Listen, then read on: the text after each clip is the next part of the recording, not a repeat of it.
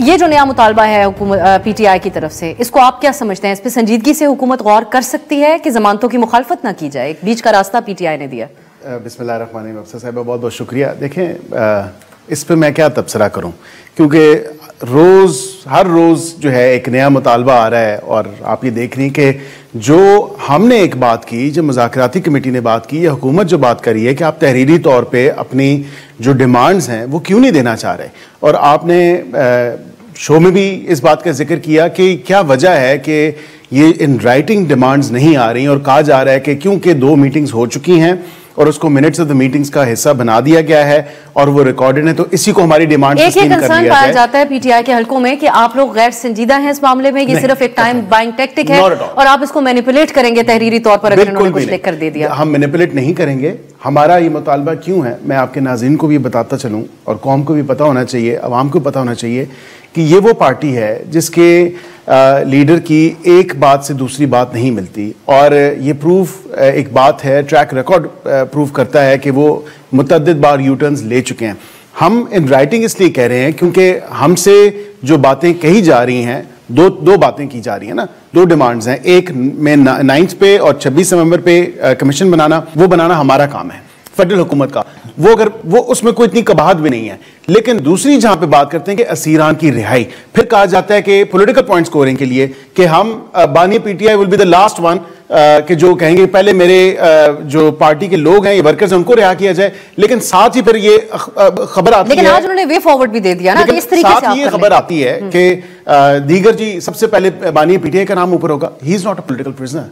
आप मुझे बताएं, तोशा खाना के केस की अगर बात की जाए, 190 मिलियन पाउंड की केस की बात की जाए जो ऑन गोइंग है, ये पॉलिटिकल केसेस तो नहीं है। तोशा खाना के हवाले से तो कल बहुत सारे सवालात उठ गए, मैं उसमें भी आपको बताता हूं कानूनी तौर पर यही मिला कि ये सियासी केस है। मैं उस पर भी आपको मैं असिस्ट करूंगा, आपको उसमें भी मैं आपको ये बात बताऊंगा। बरहलावार क्योंकि हम बात कर रहे हैं, इस ऑप्शन के ऊपर गौर किया जा सकता है बतौर हुकूमती तर्जुमान, जो आज मुतालबा पीटीआई ने लिखा है कि जमानतों की मुखालफत ना की जाए। आपकी याद दहानी के लिए भी, जो कि आपको ऑलरेडी पता है, याद ही होगा, अल अजीजिया रेफरेंस के का एक डेजा वू सिचुएशन हमें याद आती है।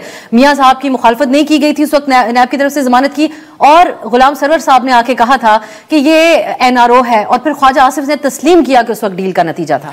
देखिए, मैं ये जरूर कहूंगा कि आपने जो तोशा खाना की आज की ऑब्जर्वेशंस आई हैं, ऑनरेबल जो जजेस हैं उन्होंने ऑब्जर्वेशंस दी, वकील भाई बैठे हैं मेरे, ये आपको मेरे से बेहतर भी असिस्ट कर देंगे। इनको याद होगा कि जब मियां साहब के इसी तरह के केस में इस्लामाबाद हाई कोर्ट से 2 मोअज़्ज़िज़ जज साहिबान ने वो इतनी ज़्यादा डिटेल्ड रीजनिंग के साथ फैसला लिखा, फिर सुप्रीम कोर्ट से वो रेप्रिमांड हुआ, और सुप्रीम कोर्ट ने उस टाइम के साकिब निसार साहब ने, जो चीफ जस्टिस पाकिस्तान थे, उन्होंने कहा था सुप्रीम कोर्ट में, उन्होंने कहा कि ये इतना डिटेल में जाने की जरूरत नहीं है, बेल का इनको भी पता है, मुझे भी पता है, बहसियत वकील टेंटेटिव असेसमेंट होती है, आप उसके मेरिट्स को टच नहीं कर सकते। यहां पे तो यही चीज रिपीट हुई जो मियां नवाज शरीफ के केस में रिपीट हुई थी, वही चीज आज जो है इस केस में रिपीट कर दी गई। यहां पे तो ये नहीं होना चाहिए था। टेंटेटिव असेसमेंट की वजह से आप उसके मेरिट्स के ऊपर नहीं जा सकते। टेंटेटिव असेसमेंट बुखारी साहब, ये सवाल आप लोगों से तवातर से हुकूमत की तरफ से उठाया जा रहा है कि जब आप हुकूमत के साथ बैठ गए तो इसमें इतनी हकारत क्यों महसूस करते हैं कि तहरीरी तौर पर वही मुतालबा रख दिया जाए कि खान साहब की भी रिहाई हो, दीगर कैदियों की भी रिहाई हो, और जुडिशल कमीशन? देखिए अब सर, इसको हम 2 चीज़ों को कैटेगरी 1 बाय 1 चलते हैं। नंबर 1, अभी सबसे पहले मैं अकील ने बात की, प्रोफेशनल आदमी है, मेरे भाई हैं और गवर्नमेंट को ये रिप्रेजेंट करते हैं। इन्होंने देखें कहा कि जो फैसले की ओर बात की, जो डिटेल ऑर्डर आया है हाई कोर्ट का अबाउट तोशा खाना बेल्स, देखें जब भी बेल ग्रांट की जाती है तो उसका डिटेल ऑर्डर आता है ऑन ग्राउंड्स जिसके ऊपर वो ग्रांट की जाती है। तो उसके अंदर कोई बार नहीं है कि आपने उसका डिटेल ऑर्डर कर दिया या उसका टेंटेटिव करके 3 लाइनों को ऑर्डर लिख दिया, ऐसे नहीं होता। जो जुडिशल ऑफिसर बैठे होते हैं, जो ऑनरेबल कोर्ट्स होती हैं, वो जब कुछ चीज़ डिसाइड करती हैं तो उसकी रीजनिंग भी देते हैं, तो उनकी रीजनिंग में सारी चीज़ें जो उन्होंने मुशाहिदा की होती हैं वो उसको दोबारा उसको रिप्रोड्यूस करते हैं। तो that is a part of a record, number 1। अब नंबर 2 चीज़ देखें, जो इनकी एक डिमांड है, मैं बड़ा हैरान हूँ वैसे, और thanks to you as well कि आपने मुझे एक साइड, क्योंकि मैं खुद इनके पेपर्स में तो मैं भी डकैत हूँ, मैं कातिल भी हूँ, मैं 17 FIRs मेरे ऊपर हैं, और लकीली मेरे जो कौंसल मुझे रिप्रेजेंट कर रहे हैं, जिन्होंने बेलों पे मुझे बाहर रखा हुआ, वो मेरे साथ बैठे हैं, और आपने मेरे मुद्दई जो है उनको भी साथ बैठाया हुआ, तो thanks to you as well. हमने ये पैनल बना के आपको दरमियान में बिठाया। Thanks to you as well जी। अब बात यह है कि देखें, एक चीज़ जब फर्स्ट टाइम टेबल हुई देखें जब मीटिंग्स के अंदर टेबल होती है और पार्लियामेंटेरियंस बैठे हुए हैं, उसके अंदर CMKP भी बैठे हुए हैं, उसके अंदर सारी पार्टियों की रिप्रेजेंटेशन बैठी है, गवर्नमेंट बैठी है, हमारी अपोजिशन बैठी है, हमारे साथ वहदतुल मुस्लिमीन बैठी है, हमारे साथ SIC भी है, इनके साथ पीपल्स पार्टी MQM सारे मौजूद हैं, स्पीकर उसको हेड कर रहा है। एक चीज़ आई और मैं आज सुन रहा था राना सनाउल्लाह साहब ने कहा मिनट ऑफ मीटिंग्स बन गए। So whether this is a debatable thing, whether ये कोई आर्गुमेंट्स होने चाहिए।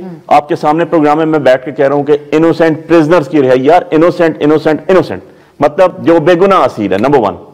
नंबर 2 चीज क्या है, जुडिशियल कमीशन। तीसरी चीज तो है ही कोई नहीं। लेकिन इससे मैं एक चीज आगे चला जाऊंगा। हमने क्योंकि इसको एक्सप्लोर करने की कोशिश की कि आप लोग तहरीरी तौर पर क्यों नहीं करें। एक तो हुकूमत की गैर संजीदगी का तो आप लोगों का इल्जाम है, एक इल्जाम खाली नहीं, अब इसमें ऐड कर लें, इसमें एक चीज ऐड कर लें। आप अपने कारकुन के सामने भी आप लोग एक चैलेंज का शिकार है, आपके लिए एक चैलेंज है बहुत बड़ा कि कारकुन दूसरे सियासतदानों के साथ बैठने, उनके साथ किसी नतीजे पे पहुंचने को NRO डील और एक हकारत की नजर से देखता है, जो आपके लिए एक चैलेंज है और अली अमीन इसका इजहार भी कर चुके हैं। अब सा ऐसे नहीं है, थोड़ा सा इसको ना हमने एक वाइडर नेटवर्क में देखना है। देखें इशू ये है कि 4500 प्लस लोग इस्लामाबाद में कैद किए गए, ये जो 26 तारीख तक आए 4500 प्लस। और एक एग्जांपल मैं आपको दे दूं, आपकी नोटिस में भी होगा, एक हमारे सीनियर पार्लियामेंटेरियन है जो अमेरिकन बार के भी मेंबर हैं, इस्लामाबाद बार के भी मेंबर हैं और बहुत ज्यादा डिग्रियों के मालिक है, जिसका नाम है आजम खान स्वाति, 78 साल उम्र है। कितने है वो 4 अक्टूबर से 5 अक्टूबर से अरेस्ट है, हाई कोर्ट ऑर्डर कर करके उसके अंदर बता चुकी,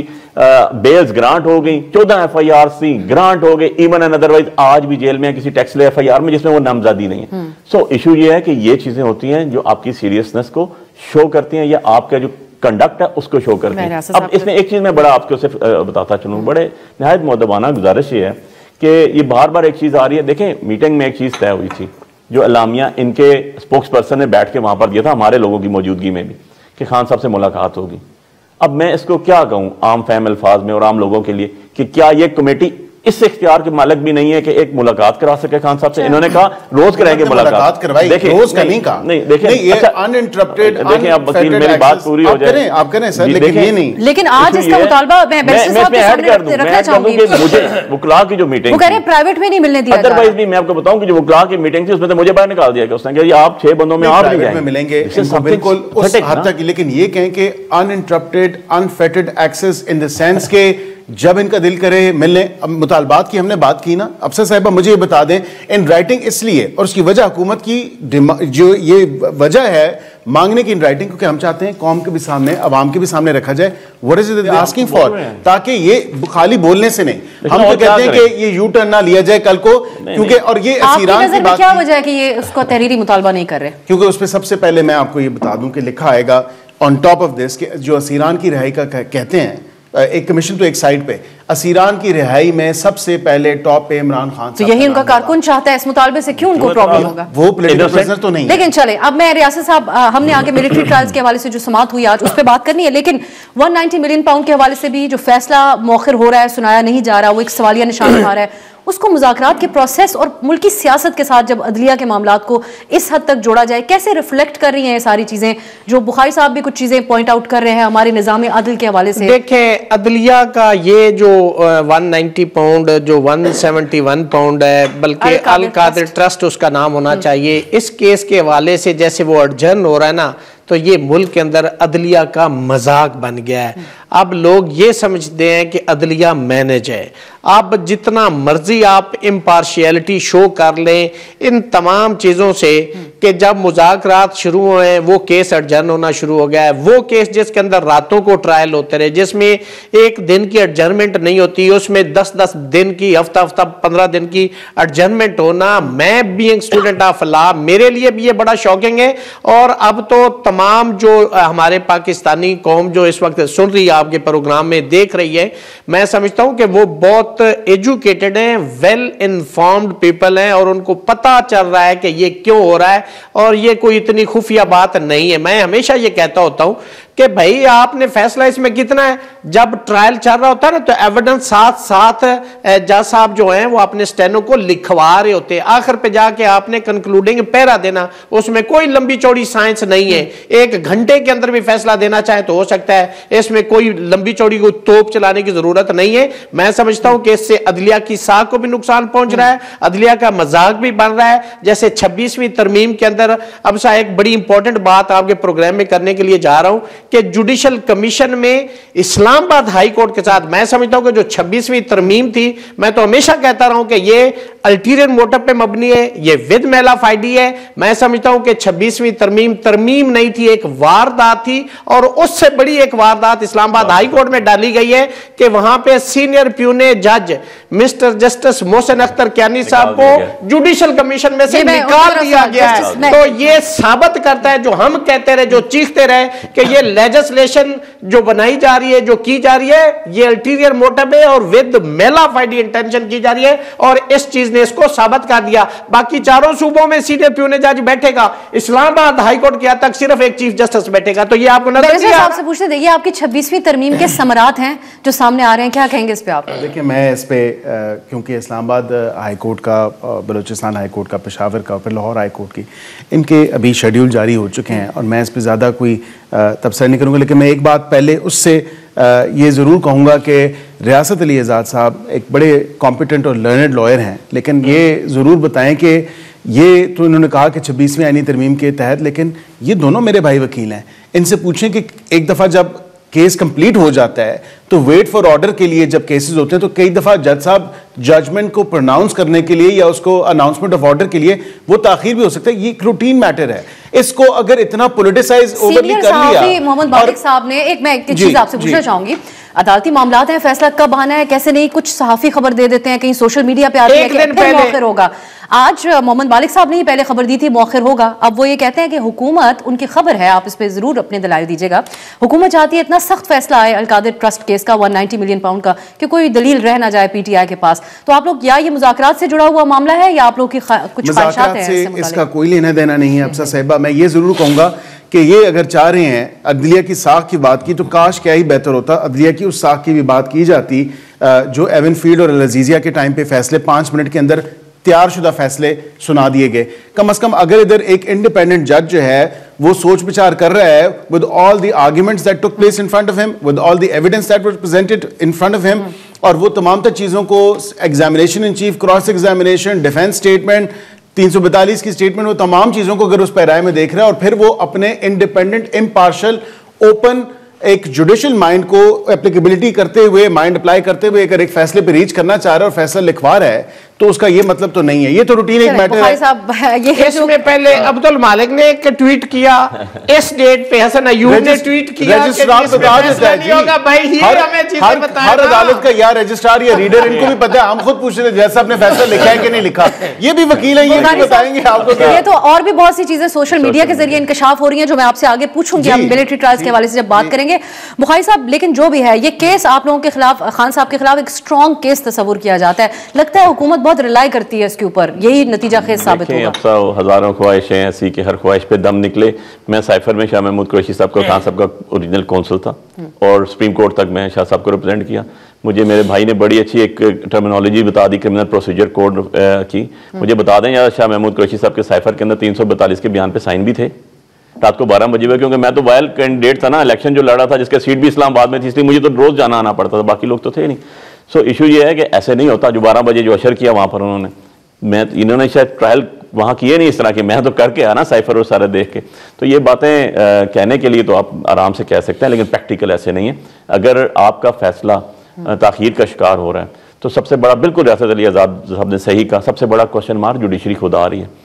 सबसे बड़ी बात उसके ऊपर आ रही है कि यार आप अपनी क्रेडिबिलिटी को कहाँ लगा रहे हो, स्टेक पे लगा रहे हो। आज हम बैठ के ये डिस्कस कर रहे हैं कि जज साहब ने जहां रात को 12 बजे तक ट्रायल रहा, जहां वकील लाहौर से आने थे उनको एक्नॉलेज नहीं किया गया। के हवाले से आप लोगों को कंसर्न नहीं है? नहीं, मुझे बिल्कुल नहीं है। देखिए इसका साख क्या है, इसके अंदर बेनिफिशरी इमरान खान साहब नहीं है, बुशरा बेगम साहिबा नहीं है, इसके अंदर बेनिफिशरी उनकी कोई बहन नहीं है। 1 रुपए का Pakistan, government of Pakistan exchequer पैसे को नुकसान नहीं है। ये अल्टीमेटली केस ऑफ एक्विटल है। आप कहें लिफाफा बंद था, लिफाफा खोला था, इतनी बड़ी amount history of the Pakistan कभी पाकिस्तान में नहीं है। पैसे कहां पर है? सुप्रीम कोर्ट में। मेरिट्स की बात कर लेते हैं ना, सुप्रीम कोर्ट में आए, सुप्रीम कोर्ट से कहां पर गए? Federal government and Sindh government को। सो फिर इमरान खान साहब कैसे, कौन सा गुनाह कबीरा और सगीरा?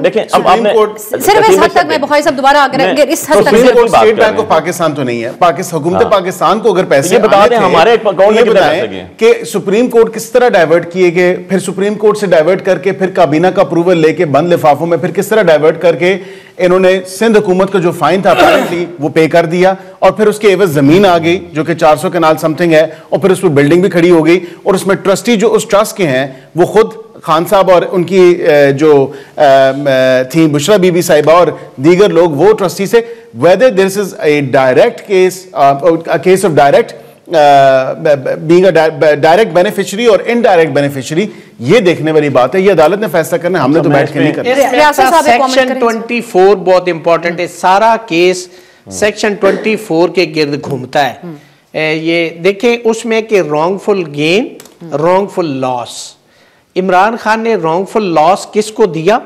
उसका क्या एविडेंस है, और रॉन्गफुल गेन क्या किया, उसकी क्या एविडेंस है। जब बेल इसकी इस्लामाबाद हाईकोर्ट ने डिसाइड की तो ये सवाल वहां पे उठाए गए थे कि सिवाय ट्रस्ट के, अब देखें वो ट्रस्ट क्या वरासती तो नहीं, इन केस ऑफ डेथ आगे इनकी नस्ल को तो किसी को नहीं ट्रांसफर हो सकता।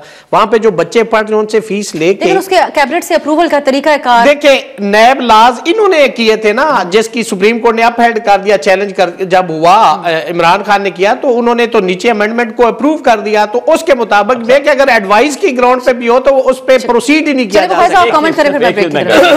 सुप्रीम कोर्ट में डैम अकाउंट हमने नहीं बनाया था, उस टाइम के चीफ जस्टिस ऑफ पाकिस्तान ने बनाया हुआ था। आप लोगों के पसंदीदा चीफ जस्टिस ऑफ पाकिस्तान। देखिए हमारे पसंदीदा चीफ जस्टिस नहीं, इनके पसंदीदा चीफ जस्टिस थे। इन लोगों के दौर में अपॉइंट हुए थे, हमारे दौर में नहीं हुए थे, और इनके अपनी किसी दौर में इनकी कंपनीज के एडवाइजर भी रह चुके हैं। इन्होंने बहुत सी ऐसी शख्सियत को अपॉइंट किया जिसको बाद में अकाउंट सुप्रीम कोर्ट के में गए, हमने नहीं बनाया। अभी काजी फायद ईसा साहब इनके मनपसंद चीफ जस्टिस साहब ने अकाउंट ही खत्म कर दिया, वो हमसे पूछ के किया, आपसे पूछ के किया, ऐसे नहीं होता ना। आपका जो देखना यह है कि मैंने एक चीज, एक वर्ड यूज किया था, पब्लिक एक्सचेकर की मनी। मुझे बता दें, अकील मेरा भाई है, बैरिस्टर भी है, हुकूमत को रिप्रेजेंट करते हैं, इमरान खान साहब या उनकी जोजा बुशरा बेगम साहिबा या उनकी बहनों में से किसको बेनिफिशियरी हुए एक पैसा, एक पैनी की बात बता